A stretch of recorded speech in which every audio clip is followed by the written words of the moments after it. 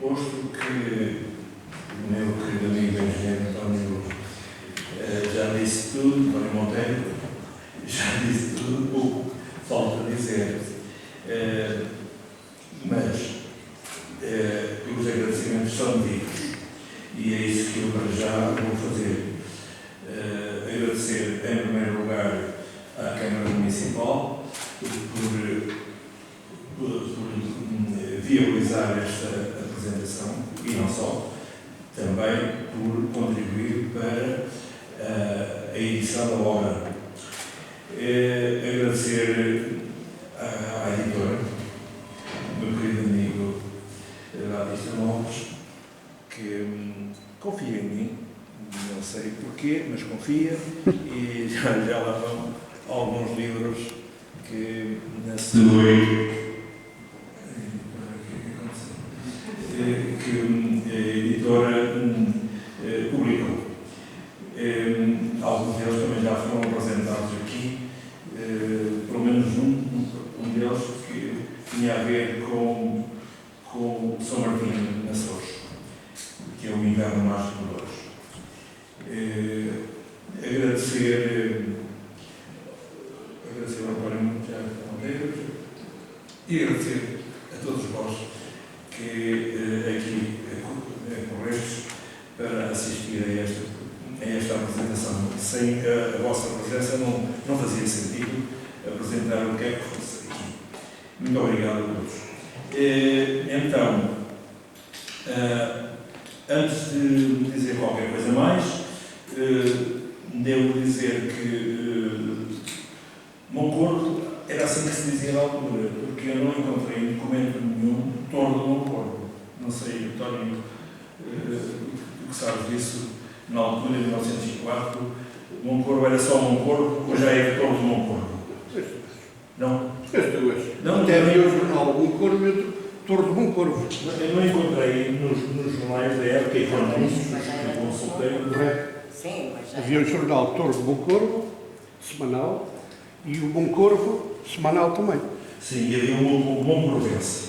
Moncorvense também. Moncorvense, que diz o jornal do Nordeste, que era propriedade de um médico republicano e que tinha como colaborador um padre revolucionário, digamos assim, também seria republicano, ou pelo menos era adversário deste bispo António José Maris, este bispo desse período, digamos assim. Portanto, Moncorvo tem aqui uma presença bastante boa, bastante consistente, sobretudo também para além dos jornais, que é bastante feliz, para além de alguns acontecimentos que se deram aqui, nomeadamente aqui na Catedral, que foi considerada Catedral, Basílica agora, mas na altura aqui no documento aparece como Catedral. E pelo número de seminaristas, teólogos, que aparecem na lista que o Abade publicou nessa obra, no segundo tomo, e foi aí que eu fui buscar os nomes todos, estão lá todos, eram 62 seminaristas teólogos, dos 3 anos da teologia, que na altura eram 3 anos, com um número bastante interessante, nomeadamente, por exemplo, só 2 eram da Cardanha. 2 teólogos. Eram 38. Eram 62 no total. No terceiro ano é que eram 24. Os mais implicados na questão. Portanto, é isso. Agora, eu vou então, se me permiteis, avançar rapidamente com alguns... mas quero, desculpa. Há aqui um erro que eu gostaria que tivesse que corrigissem. Eu não sei que página é.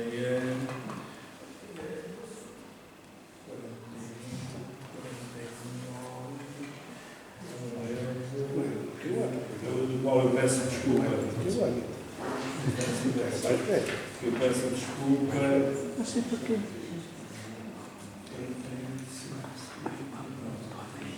Bem, eu depois digo.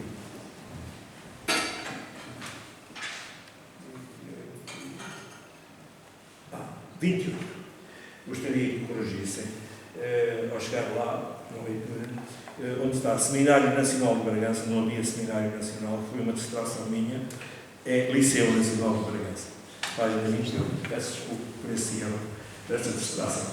Bom, então, este é o primeiro documento que aparece, que é um texto de um telegrama que foi enviado do Governo Civil, não sei para quem, não está dito, e que é do dia 13, portanto, a revolta foi 12 para 13, portanto, é logo do dia seguinte, ou do próprio dia, digamos assim, considerando que o 13 ainda faz parte, a noite do 13 ainda faz parte da madrugada desse dia.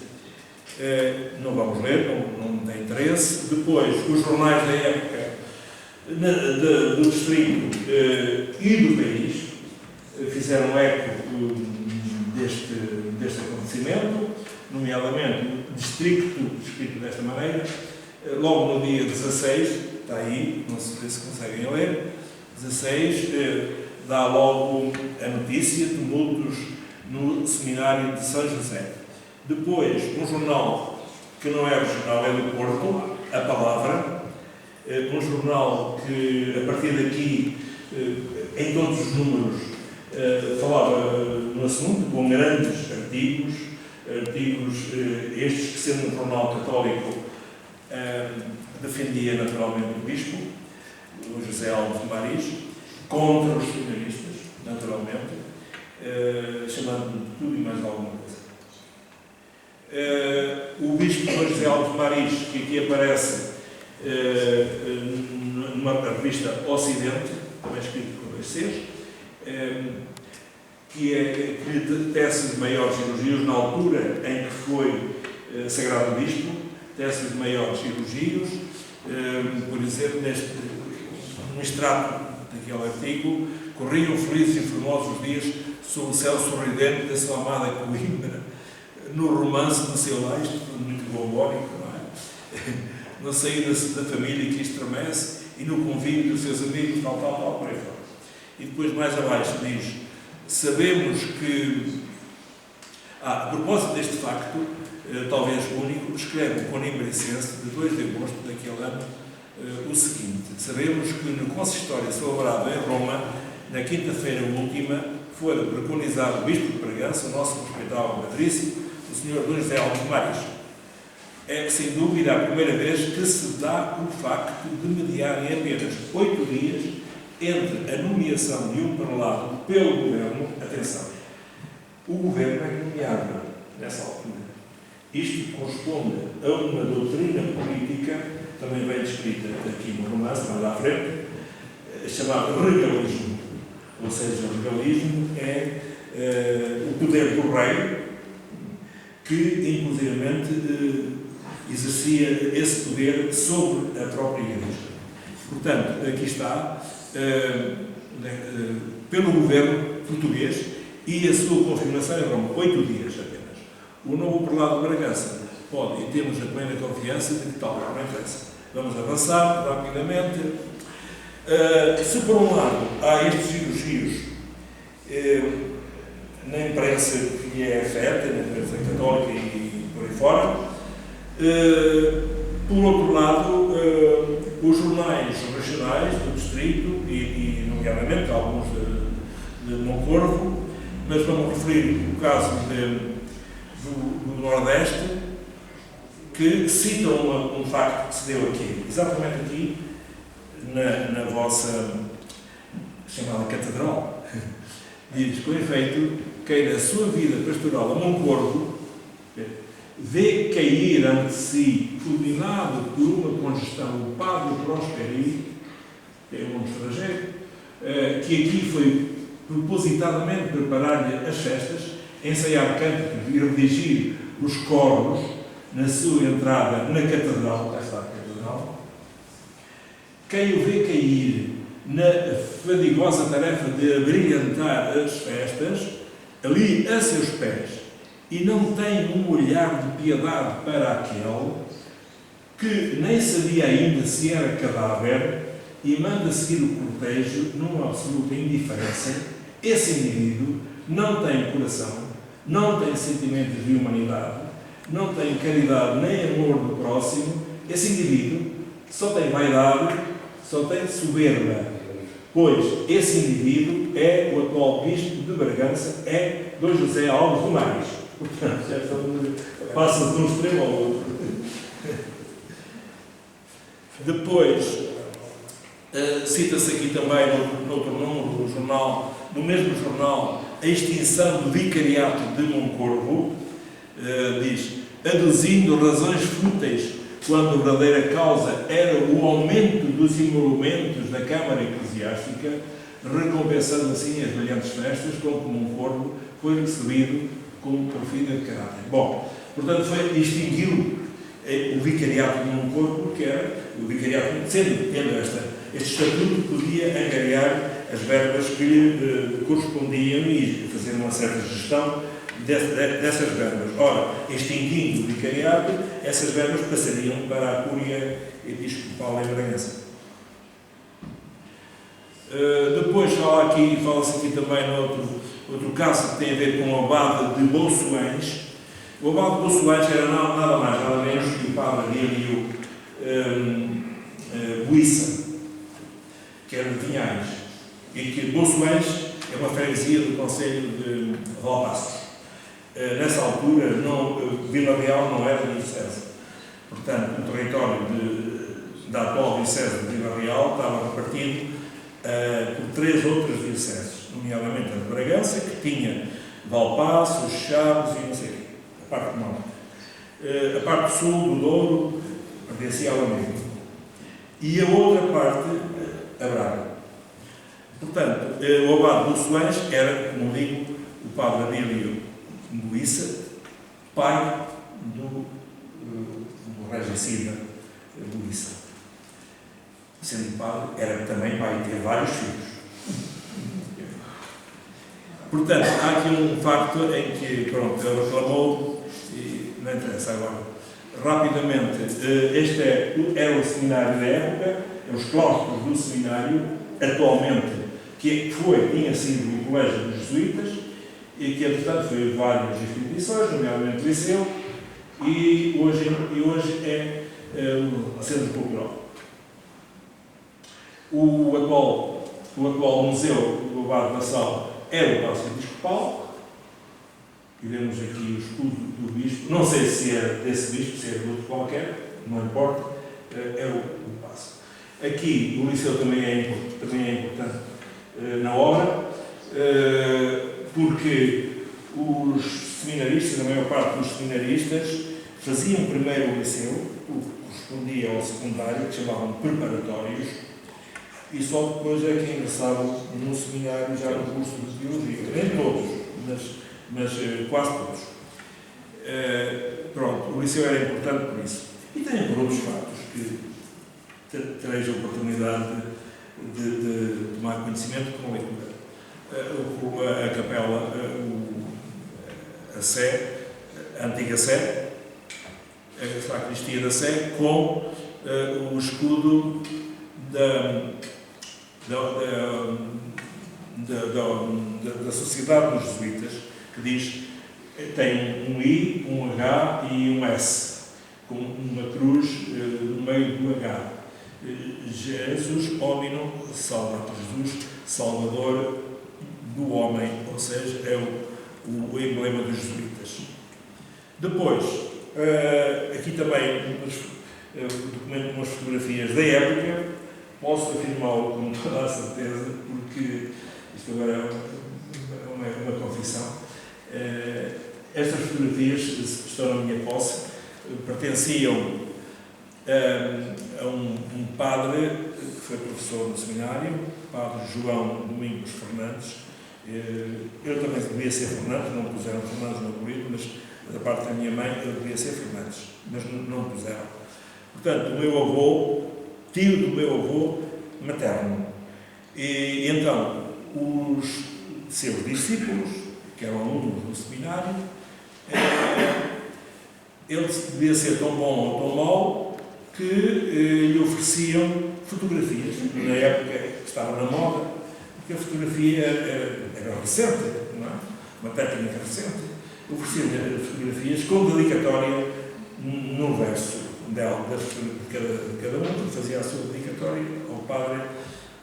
Não importa. O que importa aqui é o traje eclesiástico que eles tinham obrigatoriamente de usar no seminário e fora do seminário. Tinham que usar.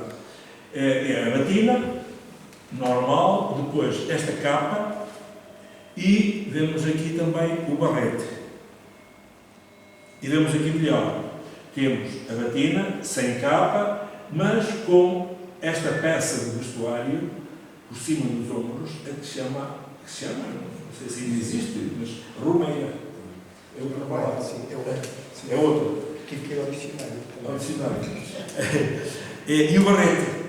É obrigatório. Este era o traje que tinham que usar assim. Sobretudo o barrete quando saíam à rua. Lá dentro, com certeza, não iriam usar o barrete, mas era obrigatório possuir. Portanto, é o traje dos seminaristas teólogos da época. O Nordeste é curioso que, até essa altura, tecia os maiores elogios ao bispo. Até 1905, ou seja, até 15 dias depois da revolta. O primeiro número em que acontece está datado de 4 de janeiro de 1905, ou seja, já tinha passado mais de 15 dias da revolta. E só aqui é que começa os seus artigos contra o bispo e em defesa dos seminaristas. Até então, tecia os maiores elogios ao bispo. A ação do bispo, que era muito competente, que era intelectual, que era isto, que era aquilo e tal. Agora, quanto a um outro jornal que falou o António, não tem? Na Cruz? Sim, na Cruz. Sim, de Viana do Castelo. De Viana do Castelo. Está aqui assim. E a Cruz era um jornal ultraconservador, católico, até dizia Chega, e que, tendo tomado conhecimento destes factos, fez aquilo que o António Monteiro já referiu, chamando não só aos de Bragança, mas aos da Diocese de Bragança toda, todos os nomes feios, impossíveis e imaginários, nomeadamente o de abafador. Mas quanto à abafação, tereis a oportunidade de ver o desenvolvimento, e que também o António aqui também sabe disso, tem a ver com os judeus, erradamente, e que o próprio Miguel Torga alinha um pouco nessa história ao publicar o conto do Alma Grande, não é? Em que, de facto, está subjacente esta ideia de que os judeus praticavam a abafação, o que é errado. E então, houve uma manifestação em Bragança contra os artigos, logo no dia 1 de janeiro, ou seja, 15 dias depois, contra a publicação dos artigos, e foram 3. Naqueles 15 dias foram 3 artigos que a Cruz publicou.